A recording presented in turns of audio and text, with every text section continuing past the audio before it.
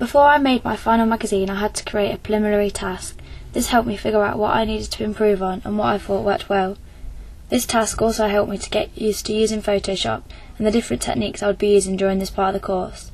The preliminary task helped me to identify key conventions, such as creating a hairstyle and making sure the layout and colours would reflect the genre of the magazine.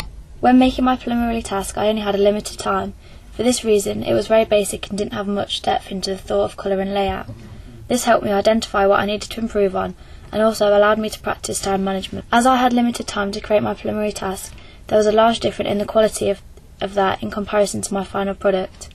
The images that I used in the task were taken with the same camera as my final product, but the images on my final product were more detailed and I had better pieces of mise-en-scène for my audience to identify the genre.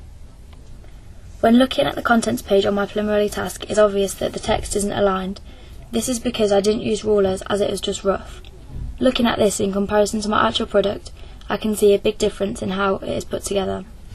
This makes my magazine look more professional and neat. I feel that there is a big difference in the preliminary task and my final product, but I also feel that I can tell where my improvements have been put in place.